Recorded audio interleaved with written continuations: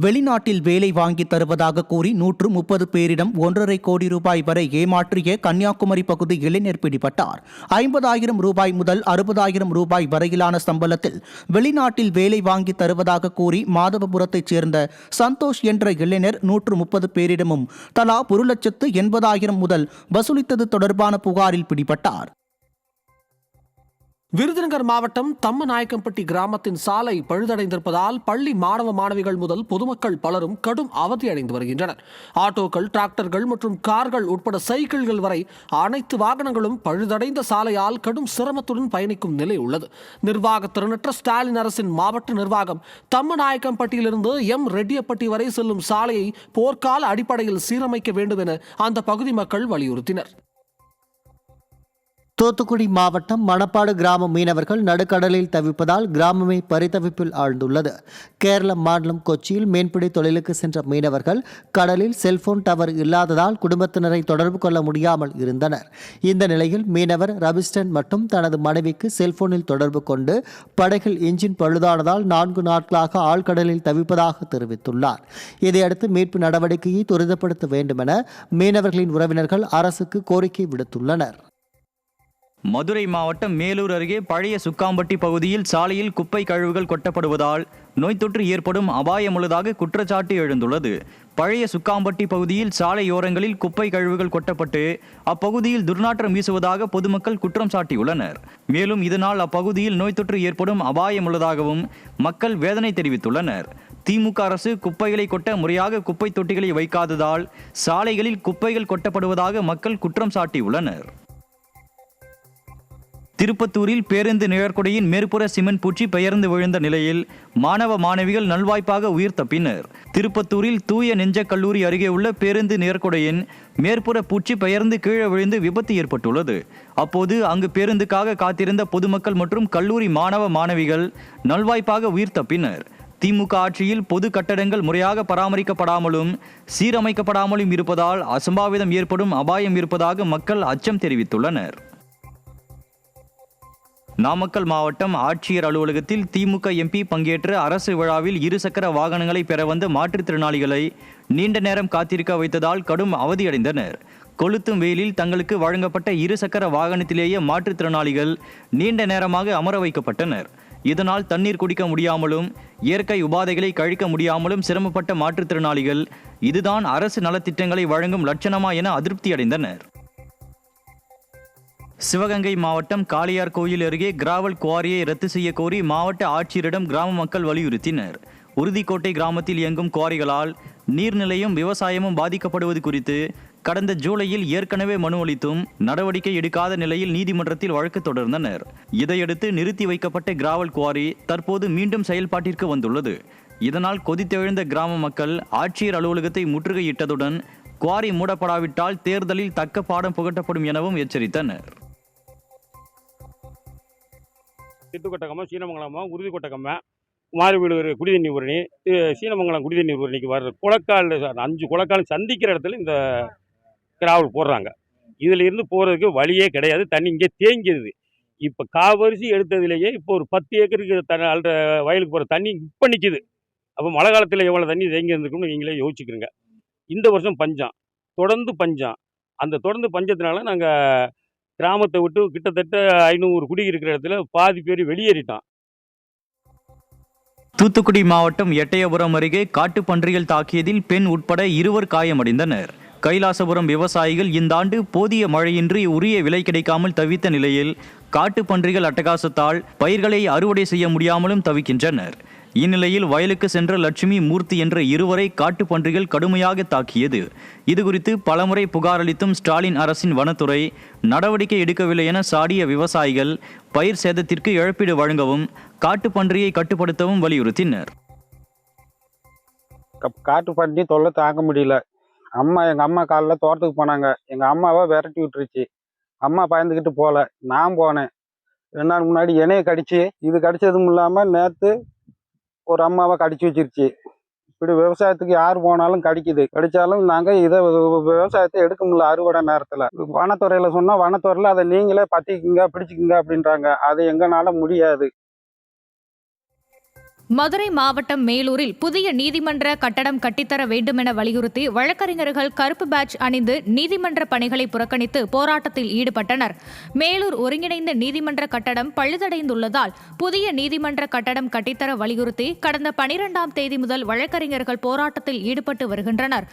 இதன் ஒரு பகுதியாக மேலூர் நீதிமன்ற வழக்கறிஞர்கள் கருப்பு பேட்ஜ் அணிந்து நீதிமன்றத்தை புறக்கணித்து போராட்டத்தில் ஈடுபட்டனர்.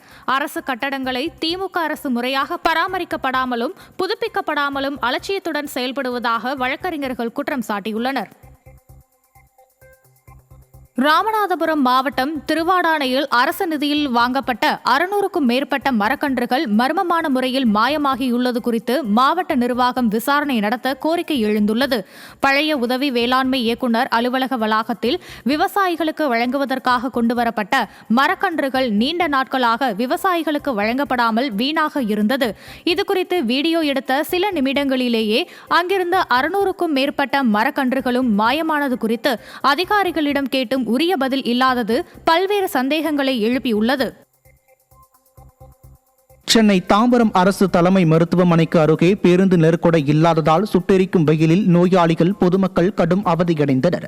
தாம்பரம் GST சாலையில் 110 கோடி ரூபாய் மதிப்பீட்டில் அமைக்கப்பட்ட அரசு தலைமை மருத்துவமனை கடந்த 2025 ஆகஸ்ட் மாதம் முதல் செயல்பாட்டுக்கு வந்தது. ஆனால் மருத்துவமனைக்கு அருகே உள்ள பேருந்து நிறுத்தத்தில் நிழற்கொடை இல்லாததால் பேருந்திற்காக காத்திருக்கும் பொதுமக்கள் சுட்டெரிக்கும் வெயிலில் நின்றபடி கடும் அவதிக்குள்ளாகி வருகின்றனர். தேவையற்ற இடங்களில் எல்லாம் பேருந்து நெருக்கொடைகளை அமைக்கும் மாநகராட்சி அரசு மருத்துவமனை அருகே நிழற்குடை அமைக்காமல் அலட்சியம் காட்டுவதாக பொதுமக்கள் குற்றம் சாட்டுகின்றனர். முடியாதவங்கலாம் வராங்க, சின்ன குழந்தைகளை தூக்கிட்டு வராங்க, கர்ப்பிணி பெண்கள் வராங்க. நாங்க இந்த வெட்ட வெயில நின்று பஸ் ஸ்டாப் இல்லாம 1/2 மணி நேரமா கஷ்டப்பட்டுட்டு இருக்கிறோம். ரொம்ப கஷ்டமா இருக்கு, மயக்கமா வருது, இந்த வெயில் தாங்கல. என்ன ரொம்ப எங்களுக்கு நிக்கிறதுக்கு வழியே இல்லை, ரொம்ப கஷ்டப்படுறோம். அதனால எங்களுக்கு பஸ் ஸ்டாப் வேணும். திருப்பூர் மாவட்டம் பல்லடம் அருகே டயரை எரித்து தார் தயாரிக்கும் தொழிற்சாலையை அப்புறப்படுத்த மக்கள் வலியுறுத்தி உள்ளனர். மாதப்பூர் நல்லாக்கவுண்டம்பாளையத்தில் இயங்கி வரும் தனியாருக்கு சொந்தமான ஆலை உரிய அனுமதி பெறாமல் சட்டவிரோதமாக இயங்குவதாகவும் அங்கு வெளியேறும் கரும்புகையால் சுவாச கோளாறு உள்ளிட்ட பல்வேறு பிரச்சனைகள் ஏற்படுவதாகவும் சுற்றுச்சூழல் மாசடைவதாகவும் குற்றம் சாட்டினர். இது தொடர்பாக பல்லடம் மாசு கட்டுப்பாட்டு வாரிய அலுவலகத்தில் புகார் அளித்துள்ள கிராம மக்கள் நடவடிக்கை எடுக்காவிட்டால் வரும் தேர்தலில் திமுக அரசுக்கு தக்க பாடம் புகட்டப்படும் என எச்சரித்தனர். எங்கள் குடியிருப்பு பகுதிக்கு நடுவில் தோட்டத்துக்குள்ளே வந்து இது தார் உருக்கிற சாலை அமைச்சிருந்தாங்க. அதை போய் நாங்கள் ஏன் இதெல்லாம் பண்ணுறீங்கன்னு சொல்லி கேட்டதுக்கு, இல்லை நாங்கள் அதெல்லாம் இங்கேருந்து எடுக்க மாட்டோங்கிற மாதிரி சொன்னாங்க. நாங்கள் அதுக்கப்புறம் மறுபடியும் ஊர் மக்களாக சேர்ந்து போய் எல்லாம் தயவு செஞ்சு இதை எடுத்துகிட்டு போங்க, இங்கெல்லாம் இங்கே வாழ்க்கை பாதிக்குது, மூச்சு திணறல், குழந்தைகளாக இருக்கிறாங்க, அவங்களுக்கெல்லாம் பிரச்சனை வரும்னு சொல்லி சொன்னோம். அவங்க அதை பற்றி எதுவுமே கேட்க மாட்டேன்ட்டாங்க. நாமக்கல் மாவட்டம் பெரமாண்டம் பாளையத்தில் சட்டவிரோதமாக கோழிப்பண்ணை அமைக்க எதிர்ப்பு தெரிவித்து இளம் விவசாயிகள் சங்கத்தினர் ஆட்சியர் அலுவலகம் முன்பு ஆர்ப்பாட்டத்தில் ஈடுபட்டனர். பெரமாண்டம் பாளையம் பகுதியில் குடியிருப்பு அருகிலேயே அதே பகுதியைச் சேர்ந்த நபர் விதிமுறையை மீறி கோழிப்பண்ணை அமைக்க முயற்சி செய்வதாகவும் இதுகுறித்து புகார் அளித்தும் அதிகாரிகள் நடவடிக்கை எடுக்கவில்லை எனவும் மக்கள் குற்றம் சாட்டியுள்ளனர். இதேபோல லத்துவாடியிலும் போலுக்குறிச்சியிலும் சட்டவிரோதமாக கோழிப்பண்ணை அமைக்கப்பட்டுள்ளதாகவும் குற்றச்சாட்டு எழுந்துள்ளது. திமுக அரசு மக்கள் நலனில் அக்கறை இல்லாமல் செயல்படுவதாக குற்றம் சாட்டியுள்ளனர். இந்த மக்கள் நலன் இங்கே பாதிக்கப்படுறாங்கன்னு சொல்லி நாங்கள் தமிழக அரசுக்கும் மனு கொடுக்குறோம், மாவட்ட நிர்வாகத்துக்கும் மனு கொடுக்குறோம். இந்த தமிழக அரசும் இந்த மக்களை கண்டுக்க மாட்டேங்குது, இந்த மாவட்ட நிர்வாகமும் இந்த மக்களை கண்டுக்க மாட்டேங்குது. அப்போ இந்த தமிழக அரசுக்கும் இந்த மாவட்ட நிர்வாகத்துக்கும் மக்கள் நலனில் அக்கறை இல்லையா? தமிழக அரசோட செயல்பாடு என்ன? தமிழக அரசு என்ன நினைக்குது? ஒருத்தர் வாழ்றதுக்காக ஒரு ஊரையே நாசமாக்கக்கூடிய செயல்களுக்கு தமிழக அரசும் துணை போயிட்டு இருக்குது, மாவட்ட நிர்வாகம் துணை போயிட்டு இருக்குது. இதை நாங்கள் இளம் விவசாயிகள் சங்கத்து சார்பாக வன்மையாக கண்டிக்கிறோம். மதுரை மாவட்டம் திருமங்கலம் அரசு கலை மற்றும் அறிவியல் கல்லூரியில் கௌரவ விரிவுரையாளர்கள் கண்டன ஆர்ப்பாட்டத்தில் ஈடுபட்டனர்.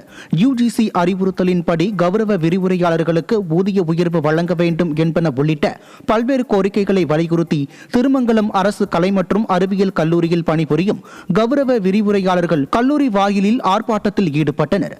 திமுக ஆட்சியில் தினந்தோறும் ஏதாவது ஒரு பணியாளர்கள் போராட்டத்தில் ஈடுபடும் அவலநிலை உள்ளதாக மக்கள் குற்றம் சாட்டியுள்ளனர். செங்கல்பட்டு மாவட்டம் அச்சரப்பாக்கம் அருகே அரசு சார்பில் நடந்த சமுதாய வளைகாப்பு விழாவில் 5 மணி நேரத்துக்கு மேலாக காத்திருக்க வைக்கப்பட்டதால் கர்ப்பிணி பெண்கள் அவதியடைந்தனர். கடமலைப்புதூர் பகுதியில் நடந்த நிகழ்ச்சிக்கு சிறப்பு அழைப்பாளரான திமுக மாவட்ட செயலாளர் சுந்தர் வருவதற்கு 5 மணி நேரத்திற்கு மேல் தாமதமானதால் கழிவறை மற்றும் குடிநீர் இன்றி கர்ப்பிணி பெண்கள் கடும் சிரமத்திற்கு ஆளாகினர்.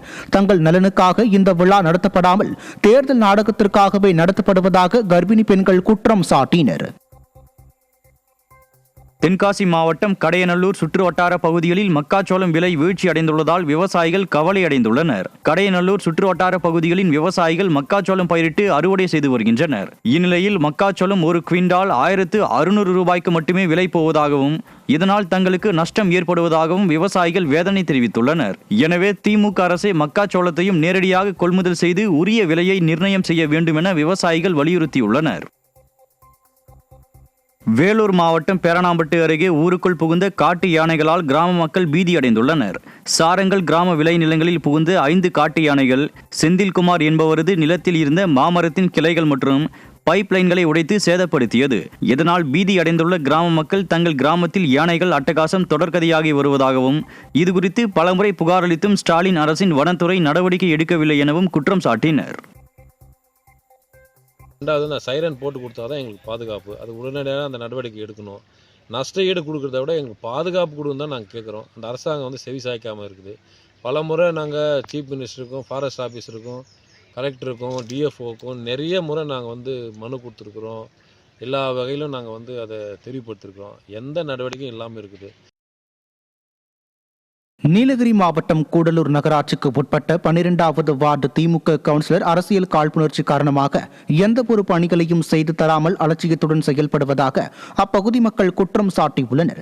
கூடலூர் நகராட்சிக்கு உட்பட்ட 12வது வார்டு கவுன்சிலரும் நகராட்சி திமுக தலைவருமான பரிமளா தனது வார்டு பகுதி மக்களுக்கு தேவையான அடிப்படை வசதிகளை செய்து தருவதில்லை என குற்றச்சாட்டு எழுந்துள்ளது. மேலும் அவரது வார்டு பகுதி மக்கள் அதிமுகவினர் என்பதால் அரசியல் காழ்ப்புணர்ச்சி காரணமாக பரிமளா வார்டை புறக்கணித்து வருவதாகவும் மக்கள் வேதனை தெரிவித்துள்ளனர்.